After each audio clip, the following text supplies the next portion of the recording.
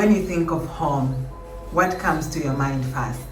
Europe or Tanzania? When I think of home, I think of Tanzania because it's where I was born and where my family is, and all my sense of origin is there, like the community, the calmness, the way everything works. Like, I feel like Tanzania is home. Europe is also home.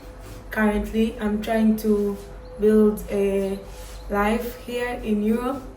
Yeah, but Tanzania has my origin. Like, I originated from there, so I feel like Tanzania is home. Do you ever feel like you're living two lives at once? One here and one back home? Yes, I feel like I am living a double life because Europe is the place where I currently live right now. It's where I am right now. And Tanzania is also my home. It's a home away from home. But I have to build a bridge so that I cannot drift away from my Tanzanian side and the European side. So like, it's somehow challenging.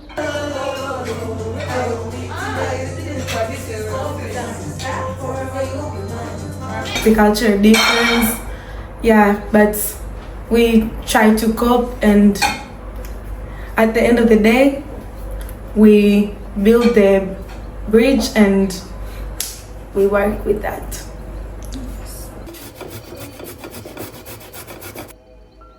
How has this journey shaped your view of being Tanzanian? Moving from one continent to another made me feel, it made me realize how much culture is important, especially caring about my own culture. Because when I was in Tanzania, it was just like a normal thing. But moving from one continent to another, it made me realize how culture builds you, and how it builds how you think about things, how it shapes your view of stuff, and also made me very proud of being Tanzanian. What surprised you most about Europe, even after having lived in the US as a Tanzanian? Moving to Europe after staying in the US, what surprised me the most is about how they keep their traditions, especially the old buildings, the old towns.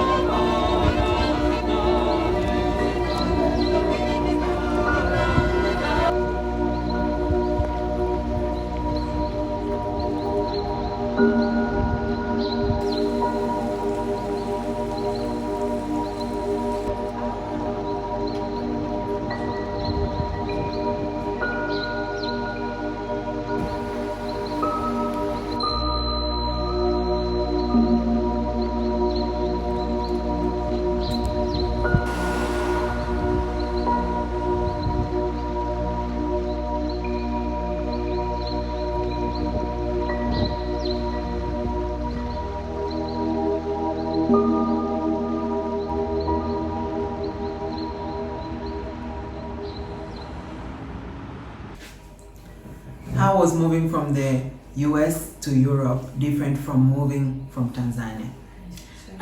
Moving from Tanzania to the US was a little bit challenging because I had to cope up with everything very fast, from the language, the food, the culture, and just the lifestyle in general.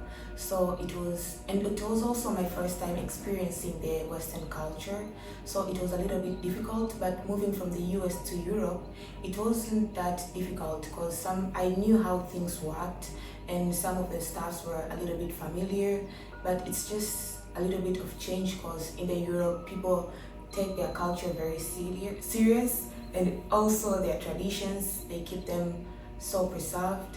So that's it. Yes. I have had the opportunity to participate in dance classes. I'm learning and performing traditional Polish folk dance, and it's such a beautiful thing to see that this culture has been passed down from generations to generations. There is dances from different cities with different traditional attires, and not everyone is gonna be very open to a foreigner learning their culture, because I also post online and I received a significant amount of hate from some of the Polish people, because some of them felt like, oh, I am like doing cultural appropriation, maybe I'm stealing from their culture. But it's not cultural appropriation if I am doing it with you.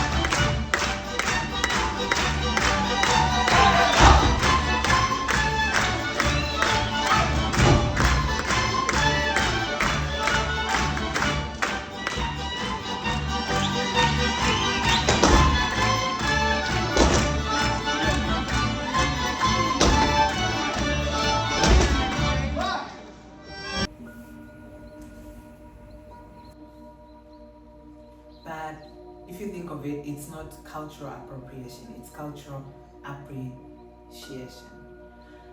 And it's really beautiful when you see like the old buildings, the old towns in every city. We're talking more about Poland because that's where we've experienced, but even other friends from other parts of Europe, they see that their culture is being well preserved, which is something that we are getting it from Europe, and when we go back to Tanzania, we'll try to implement that and kind of bring back the whole sense of like preserving our culture as Tanzanians. So the Tanzanian diaspora is also learning from other cultures and interacting with other diasporas. Like we have like events like Africa Day, and we interact with people from different parts of Africa. Even if you might meet people who think Africa is a country, or maybe Africa speaks one language, or they're like, oh, I have my friend in Congo, she's called Jane, do you know her? No, I don't know your friend Jane from Congo, because Africa is huge and we have different countries. So we kind of have to deal with this like ignorance here and there. But as international relations students, it's less in our class than outside.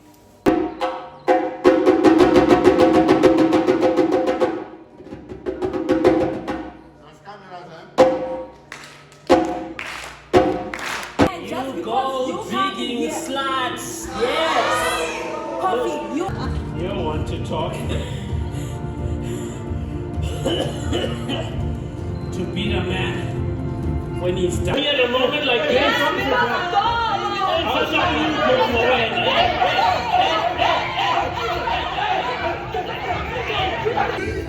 Thank you. I just want peace in this village now.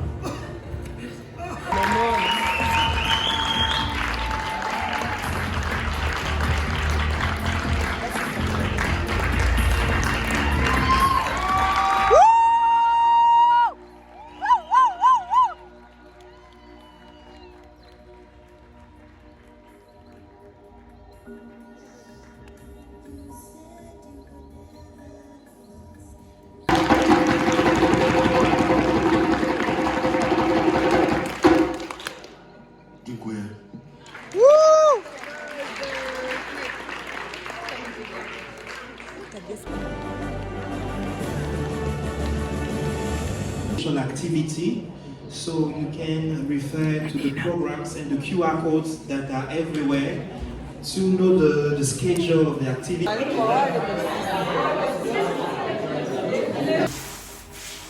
Before moving to Poland, I was studying in the US, and I was very depressed, and that was the main reason why I moved to Poland. But I'm here now, and I'm literally very happy. I have a community by me, and that made me more happy. So yeah. Tanzanian diaspora.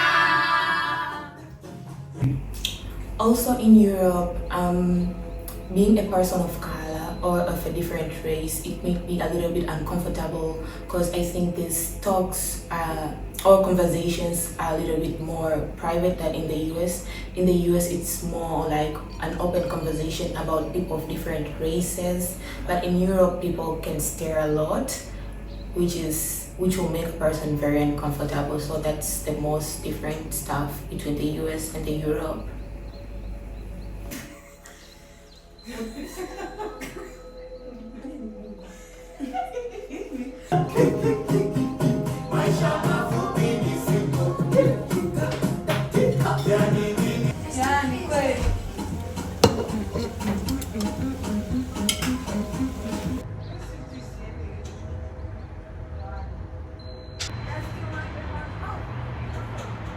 My name is Mary Josephat Kagiro. I'm from Tanzania.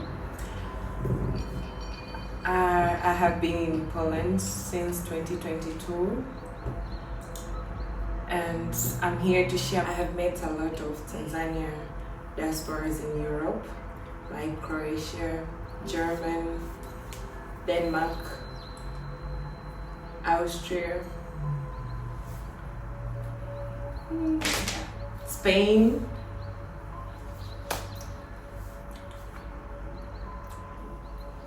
Can you tell us how you lost your passport?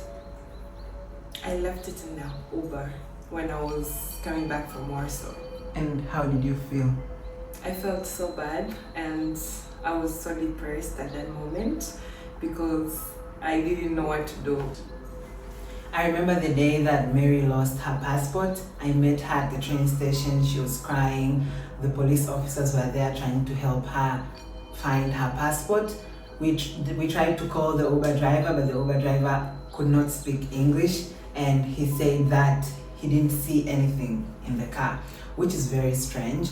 And we called the Uber headquarters, but they could not help us with anything because the driver said he could not find anything. And it makes sense because she also left, she left a lot of money. It was about 3,000 zloty, so it makes sense for the Uber driver not to say that he saw the bag. But it was very devastating. But we all know that we don't have a Tanzanian embassy in Poland, so because it's very important before you go to another country to know where the embassy is. We knew the embassy was in Berlin, and the only way to get help is to get to Berlin. So how did the Tanzanian embassy in Berlin help you with that situation? Did you have to go to Berlin, or did they help you while you're still in Poland? So my process was so fast and easy. I started processing for the new passport when I was in Poland. So I filled up the form.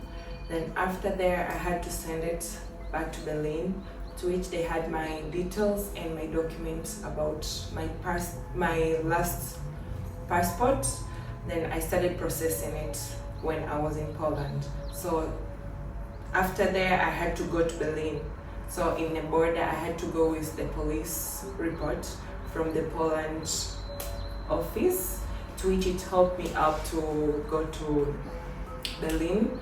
And after that, it just took like 3 months to 4 months processing my new passport, and I got it through when I was in Poland. So I didn't have to go back to Berlin to get it back, but they sent it to me from Berlin to Poland.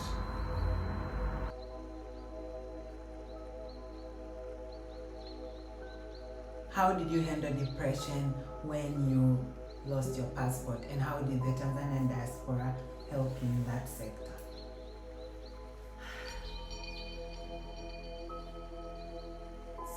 it was a very hard moment for me, whereby it couldn't be my friend around me, or I don't think if I could handle it by myself. But so due to the support and the cooperation which I got from my friends and the Tanzanian embassy in Germany, it helped me out to overcome the depression. And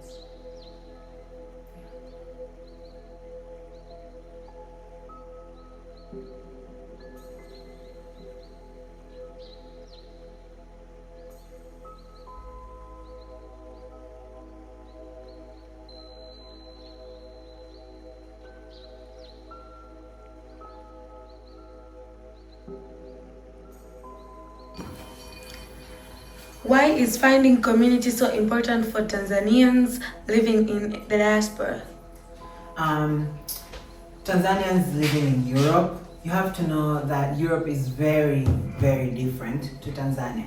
In Tanzania, it's a tropical country. We don't have harsh winters, we don't have snow, and most parts of Europe, winter is the longest season of the year. And we know, like, seasonal depression, it can get very, very depressing if you don't have a community of people that eat the same food as you, people that speak the same language as you. It's very, very important to, even if you don't have like a community of people around you, to stay in touch with friends through phone calls, WhatsApp, because you can't call them on their regular phone numbers because you're in a different continent, and it's very, very important. Otherwise, if you don't have a community of people, you're gonna get a little bit depressed. You can interact with people from other cultures, but as we know, home is always home.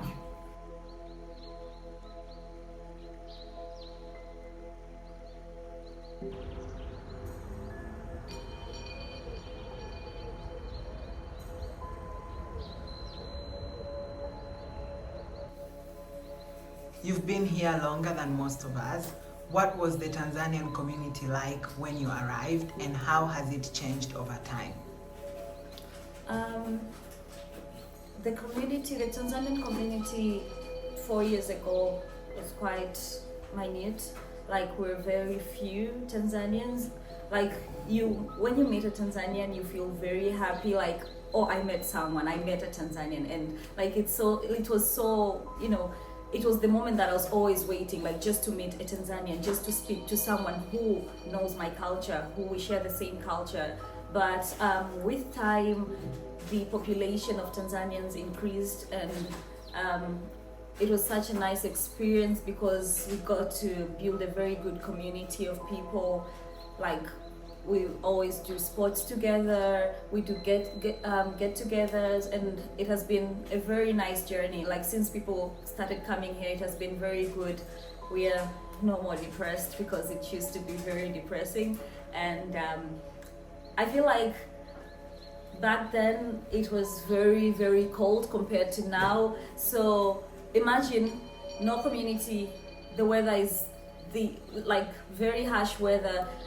It's so depressing, but at least right now you could just call someone on a -14 winter day, hey, can we chill together, or can we chill today? And it won't feel like it's, cold outside.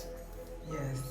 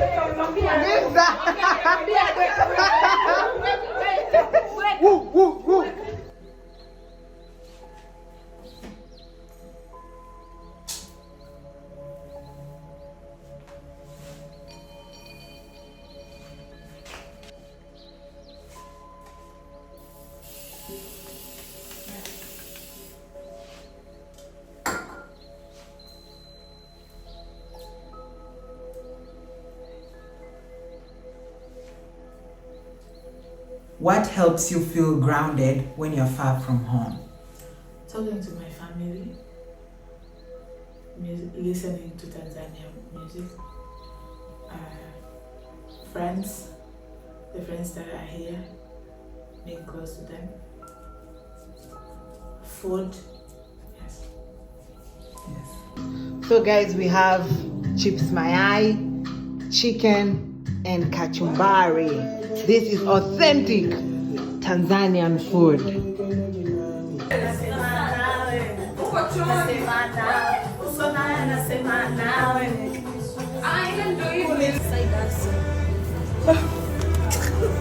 I cater for people.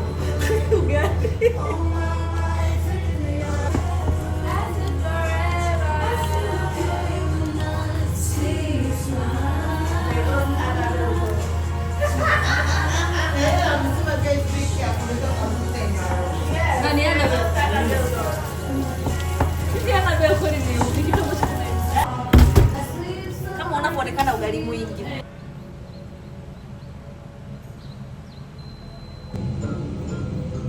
This is a peanut sauce. We're gonna add it to the spinach.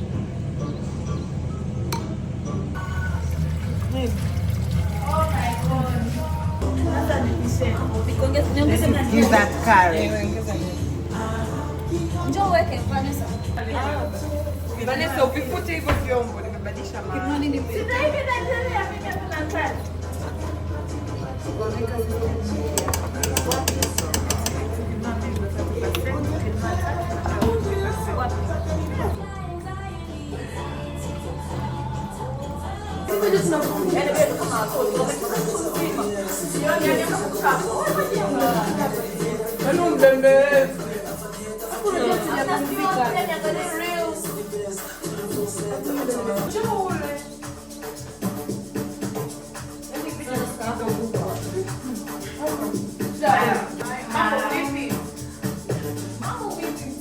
Hakuna matata.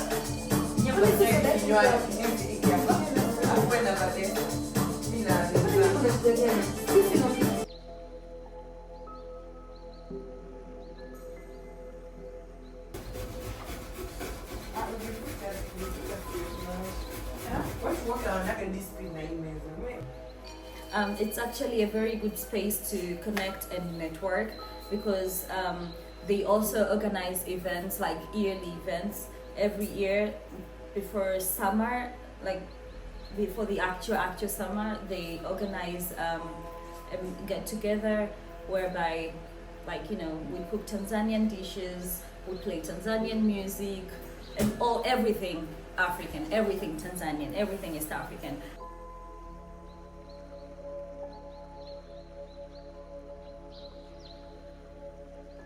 How do you keep in touch with people back home in Tanzania? It's easy for me because during winter we have 2 hours difference, and in summer and spring we have 1 hour time difference, so it's easy to keep in touch with my mom, my friends back home. Yeah, so I'm not having trouble or difficulties in contacting them, so it's very easy. Amen.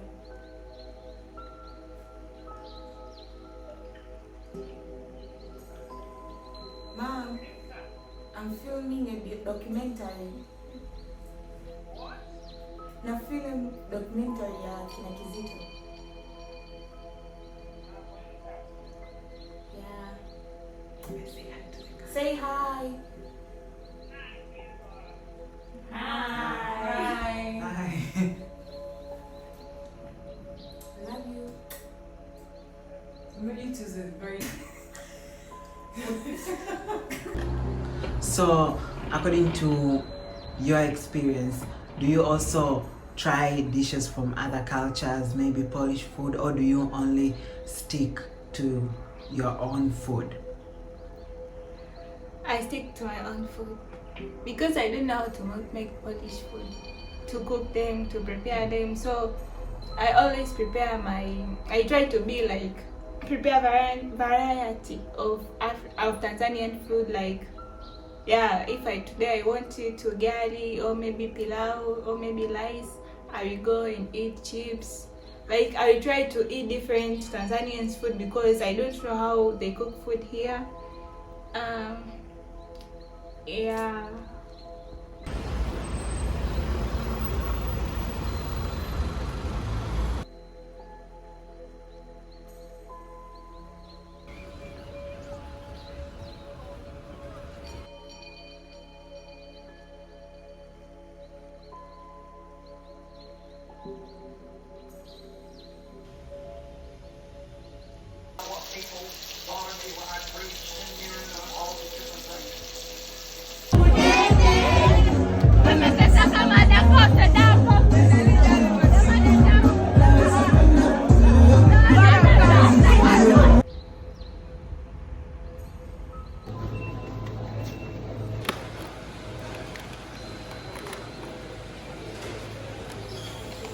Can't wait.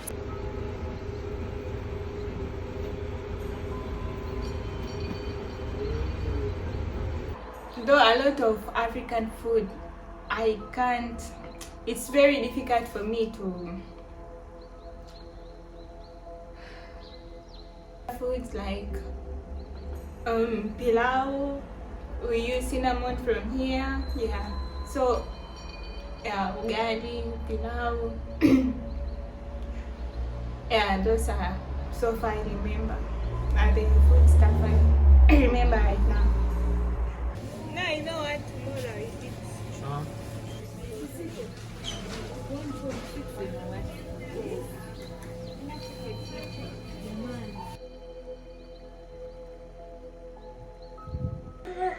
Most times vlog has been like nothing. Okay, like so much has happened, but not much has happened. And a lot of the things that have happened. So we try to make it work with the ingredients that are available in Europe, and I even had conversations with my friend Richard. He lives in Hungary, and it's the same thing that I'm about to tell you. We try to make it work. For example, we use kashamana to make ugali, and we use like the frozen spinach to make vegetables, because in Tanzania we always have like a starch meal, a protein, and a vegetable. So for example, you can have ugali and maybe in this documentary we're gonna show the gizzard curry, and then you have and vegetables, which is usually frozen spinach, because we can't find half of the vegetables that we eat in Tanzania. They're not available in Europe. I'm speaking for the case of Poland and Hungary, and I also have my other friend Natalie from Austria. It's the same case. And so we try to make it work, though they may not be as fresh. Sometimes you have to use like frozen things. It's not the same as Tanzania where you can just get frozen. No, it's not the same as Tanzania where you can just get fresh vegetables and fresh fruits from fruit stands and vegetable stands and kiosks and markets.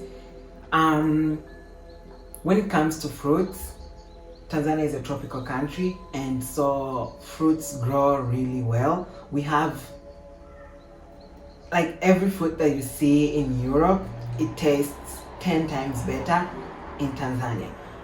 So it's not easy for us coming from something that tastes good to something that tastes very mediocre. For example, you might try a mango, you might try a pineapple, you might try watermelon, anything, they just taste bland. Like they taste like water. They don't taste like how it's supposed to taste. Even if you might think like, oh, this fruit is good, like trust me, it's so much better in Tanzania. But I'm gonna give Europe its flowers when it comes to berries. They have really good berries like strawberries, blueberries, raspberries, all the berries. They're doing well because berries don't grow in Tanzania, and so that's the advantage. But when it comes to like for example watermelons, for the price of one watermelon in Europe, for example in Poland, you could get, and I'm sure it's more expensive for the Euro countries, you could get 10 watermelons in Tanzania, which we understand because of the difference in currencies. But then also you would think this watermelon would even taste better, but then they don't taste good for all the times we've tried these fruits.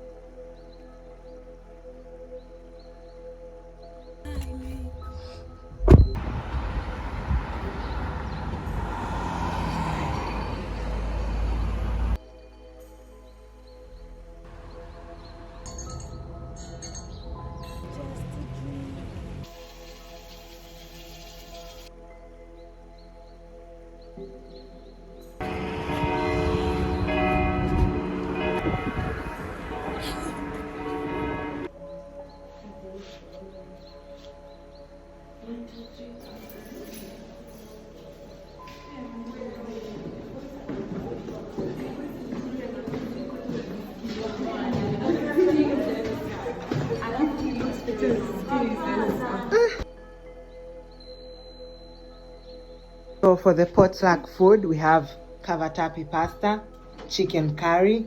This is onions and turkey gravy. This is the crispy potatoes with the skin. This is potato curry. This is an apple and radish salad. This is sweet and sour chicken. This is pilau. This is a chicken radish carrot soup, apple juice, popcorn for watching Beauty in Black second part. And Sahi is so hungry and everyone else is hungry, so we need to eat.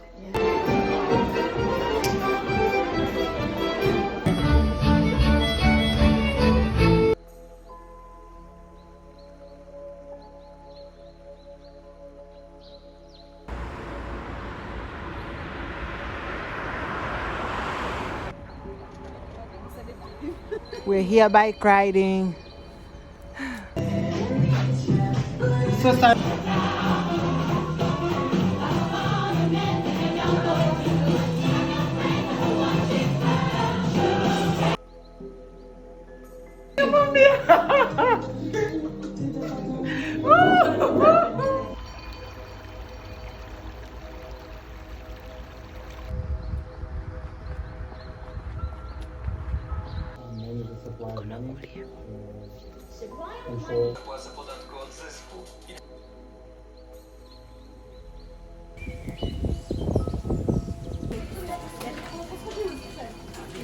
And if it's not nice, it's up to you.